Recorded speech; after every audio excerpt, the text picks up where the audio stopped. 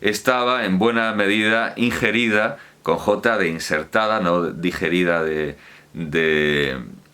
las tripas, de estar en las tripas, aunque en cierta medida también, estaba ingerida en la de don Gonzalo Argote de Molina. Bien, entonces, como estaba diciendo, otro marqués de Villena, aunque don Enrique no pudo hacerlo, pues también debo decir que sufrió la incuria del Estado, etcétera, etcétera, porque él hizo una cosa con muy buena idea y salió un desastre. El marqués de Villena murió antes de ver el diccionario de autoridades, que era su idea máxima para empezar una academia.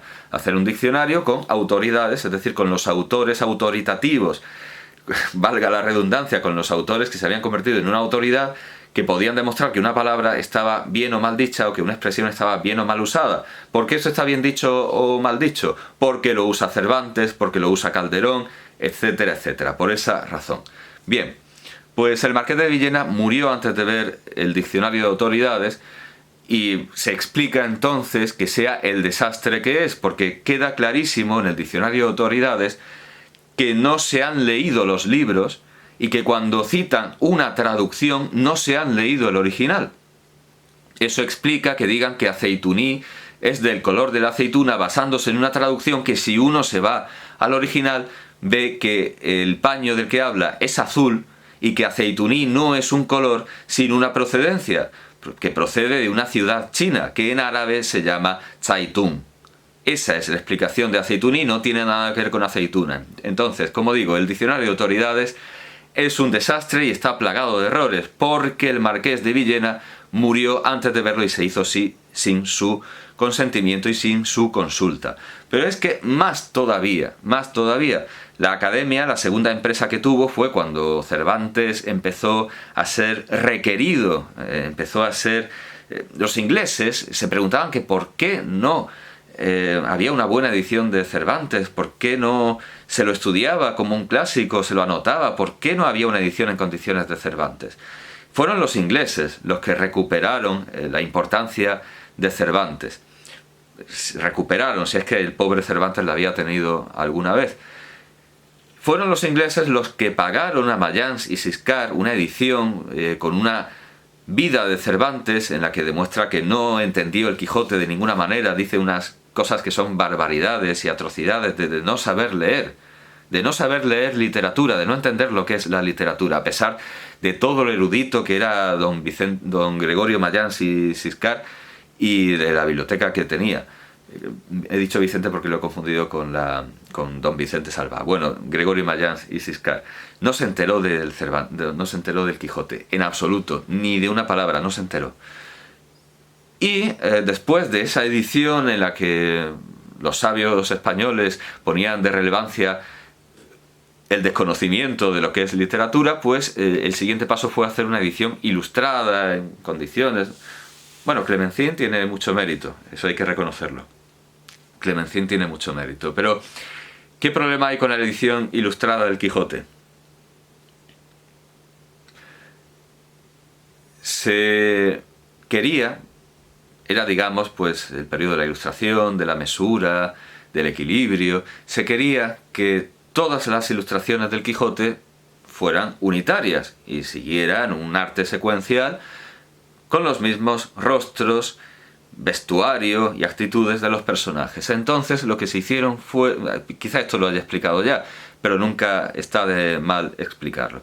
Se hicieron unos muñecos, se hicieron unos modelos, una especie de ninots de los personajes, que por supuesto todavía están, son consultables, bueno, para que los dibujantes, gráficos, artistas, grabadores, pintores, acuarelistas, lo que fuera, que quisieran presentarse al concurso para hacer los grabados del Quijote, tuvieran una unidad y supieran a qué atenerse y al final no salieran ilustraciones descabalgadas. Bien, entre los que se presentaron al concurso estaba don Francisco de Goya y Lucientes. Por supuesto, don Francisco de Goya y Lucientes pasó de los ninots desde el primer segundo. Ni los consideró, ni los tuvo en consideración. Y por esa razón la Academia, muy ceñuda, lo castigó y no usó sus diseños. Es decir, la Academia tuvo la oportunidad de hacer un Quijote, pues digamos, con las anotaciones de los... Vale, no sé si... Claro, las anotaciones de Clemencín es de lo mejor que hay. Además, resuelve dudas que luego se han olvidado y la gente no sabe que están resueltas por Clemencín. En lo literario no aprovechó a los sabios como debería haberlos aprovechado.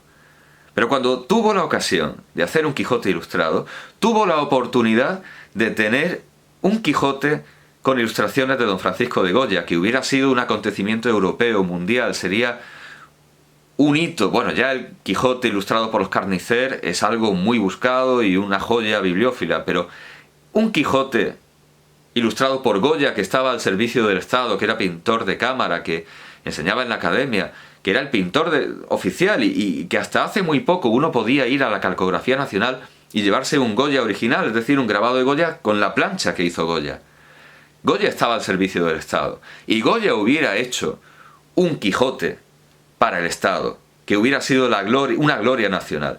Pero la Academia, como Goya no se atuvo a sus normas y no había seguido los muñequitos y los ninots, rechazó la obra de Goya. Así que ya, en fin, si el Marqués de Villena y don Enrique de Villena levantaran la cabeza, verían que siempre ha sido lo mismo, que hay un hilo, hay un gusano que agujerea y perfora la cultura española desde tiempos de Almanzor, desde el siglo XI hasta nuestros días, haciendo la Academia estas barbaridades que hace. A eso iba, a otra barbaridad de la Academia.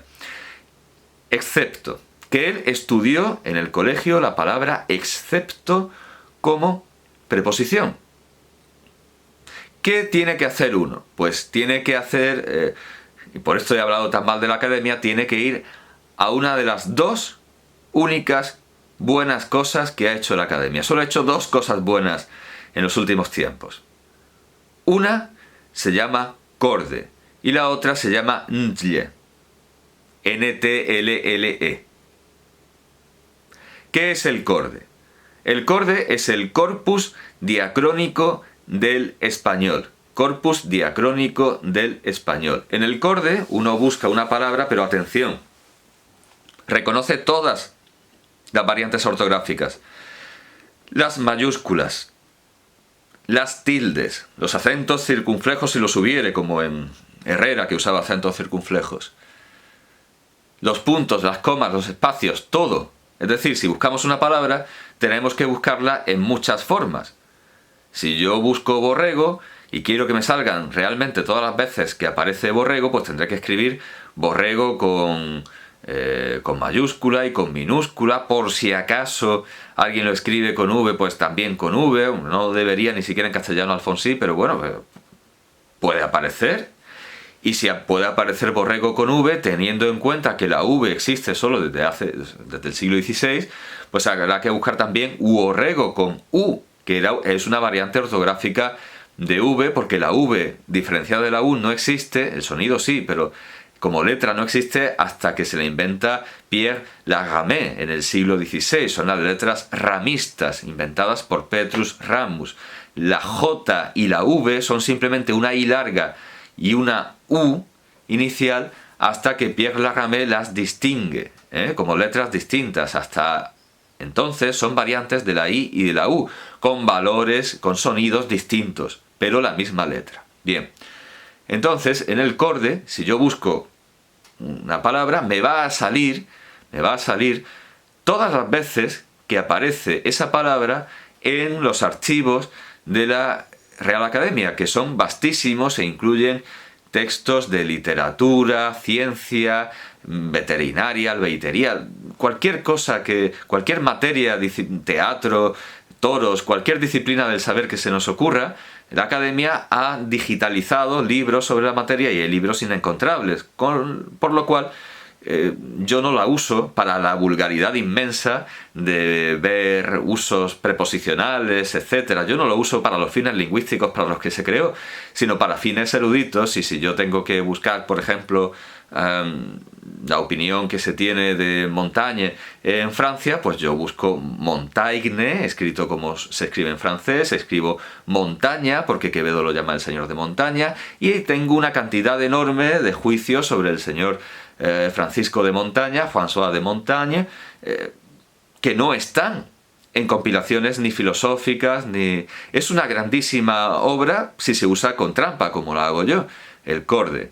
Para mí es de lo mejor que ha hecho la Academia, porque el Corde en realidad es simplemente un instrumento de apoyo para el nuevo diccionario histórico de la... Eso es una basura y además no lo van a terminar en la vida. Ese diccionario histórico, teóricamente, tiene que reunir todos los usos que ha tenido a lo largo de la historia una palabra, lo cual es imposible.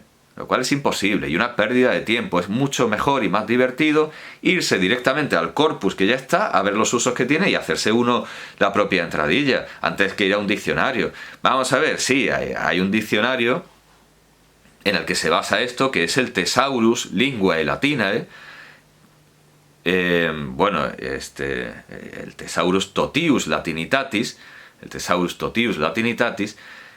que hace eso, sí, hace exactamente eso, pero lo hace con una lengua muerta como es el latín en sus periodos pues, clásicos hasta medieval, cuyo corpus es menor. Bueno, no, quizás sea un corpus mayor, pero dicho de otra manera, cuyo corpus está mejor estudiado. Porque absolutamente todo lo que se ha escrito en latín desde la antigüedad hasta, pues yo que sé, hasta San Agustín, está perfectamente editado, estudiado 1000 veces, incluso cualquier pintada en un retrete de una población perdida de Córdoba está perfectamente estudiado, numerado y clasificado. Entonces así sí se puede hacer un corpus del español, pero ¿cómo vamos a hacer un diccionario histórico del español si nos falta la catalogación de materiales? Por eso es mucho más interesante el Corde, que es esa catalogación previa, que el diccionario histórico, que es un esfuerzo precoz e innecesario mientras no haya una catalogación y una canonización y un corpus como Dios, y una buena edición de los textos como Dios manda. Entonces el diccionario, para hacerlo, es pronto. Primero un Corde en condiciones, primero el corpus en condiciones y luego ya el diccionario. Por lo tanto digo que el Corde es muy interesante, muy bueno, para mí imprescindible, y para la lengua española también, y eso lo hace la Real Academia y está bien y hay que reconocérselo. Cierto que con intereses espurios, es como como en Rick y Morty, que tiene un alienígena con sida espacial en su sótano, pero no lo tiene allí para buscar una cura porque le interese él o ningún otro ser vivo, sino para hacerse rico con la cura. Pues digamos que el Corde es algo parecido, no está ahí por el enorme servicio que me presta a mí, sino para obtener ese diccionario inútil y pretencioso que no les va a salir. Bien, bueno, eso es una de las cosas buenas que tiene la Academia, el Corde. Y la otra, aunque esto es menos interesante que el Corde y en cierta medida está ingerido en el Corde, el NTLLE, el Nuevo Tesoro Lexicográfico de la Lengua Española. Nuevo Tesoro Lexicográfico de la Lengua Española. Ahí yo busco una palabra y me sale cómo aparece en todos los diccionarios que tiene la Academia en su haber desde 1780, o sea, desde los primeros, o desde autoridades, o sea, desde 1714 hasta nuestros días, todos los diccionarios académicos, o sea, cómo aparece esa palabra en todos los diccionarios académicos, y para que no haya error lo que aparece es la fotografía de la página, y de los diccionarios y obras de lengua española previas al diccionario de la lengua española, ya sean obras para enseñar a extranjeros, ya sean, o sea, la mayoría está inserta en el Corde, pero bueno, si solo queremos ver diccionarios, pues esta obra nos da la fotografía que el Corde no lo hace, debería hacerlo. Ya puestos, señores de la Real Academia, excelencias, pongan fotografías, pongan escaneados los textos del Corde, ya puestos, porque así hay ilustraciones y yo puedo ver el Pedacio Dioscórides Anazarbeo del doctor Andrés Laguna con sus... Y pónganlo en color también, ya puestos, ¿eh? El Pedacio Dioscórides lo quiero ver en color. Gracias. Bueno, pues eso, que la otra cosa de la Academia es el nuevo tesoro lexicográfico de la lengua española, y ahí busco una palabra y me salen todas las veces que aparece. Entonces, cuando ese señor me dice, con gran sorpresa mía, me dice que excepto ha sido alguna vez o se ha enseñado alguna vez como una preposición, pues yo me voy al nuevo tesoro lexicográfico de la lengua española. Entonces veo, pues, de los años 50, me pongo a ver, en el 89 pues no era un adverbio, en el 89 era un adverbio, que es lo lógico que sea. Excepto es, como mediante, pues es un adjetivo. Excepto es un adjetivo. Bueno, sí, vale, un participio, si nos ponemos lo de siempre, ¿no? Como en latín sería un participio, que, y ahora viene lo importante, en su forma neutra se escoge para no determinar a un sustantivo, sino a un verbo. Yo me como a todo el mundo excepto a los ciegos. Yo me como a todo el mundo excepto a las embarazadas. Un monstruo que diga eso, ¿no? Bueno, pues ese excepto ya no está adjetivando a los ciegos, está ayudando al verbo. ¿Cómo me como yo a todo el mundo excepto? Estoy limitando el verbo y por lo tanto es un adverbio. Ese excepto es un adverbio. Entonces, hasta el 89 pues se reconoce que es un adjetivo y puede actuar en su forma neutra, invariable, sin género, número, tiempo, como un adverbio. Tal cosa, excepto... es que me sale... quiero decir, debería poner un ejemplo común con señales de tráfico, ¿no? Excepto camiones, excepto 20 kilos, pero me sale mejor lo de ponerlo con monstruos que comen gente. Bueno, da igual. El caso es que excepto es clarísimamente un adverbio del mismo modo que lo son durante y mediante. Son adjetivos que en su forma neutra invariable no determinan a un sustantivo sino a un verbo y por lo tanto son adverbios. Entonces, clarísimamente, excepto en el sentido, en el uso de excepto camiones, es un adverbio, clarísimamente. Pero resulta, y eso ha sido así desde 1780 hasta 1989, invariablemente, porque eso es lo lógico, lo indubitable, lo inobjetable, lo clarísimo, lo nítido, lo transparente. Sin embargo, en el 92... la mejor edición, por cierto, es la de 1984, que corrige errores que se arrastraban desde hacía largo tiempo y que luego se vuelven a retomar. Si alguien quiere tener un diccionario de la Real Academia Española en papel, que tenga el del 84, que es el mejor, sin duda alguna. Bueno, pues resulta que en el año 1992, la edición que se llamaba entonces DRAE, para hacerse los modernos, Diccionario de la Real Academia Española, DRAE 92, DRAE de 1992, aparece excepto, sí, como adjetivo, y aparece como preposición. En el 92, en el año 1992, coincidiendo con Curro, con Kobe, con los jamones de la Junta, con todos esos divertidos casos de corrupción y futuro independentismo secesionista, en ese año resulta que excepto también se secesionó, se segregó de los adverbios y se convirtió en una preposición autónoma. Eso duró una edición. En la siguiente ya había dejado de ser una preposición. Lo grave, lo curioso, es que yo tengo esa edición. Es esa edición la que he leído, la que he usado, la que tengo hecha polvo, de manejarla, de buscar palabras, de ver los numerosos errores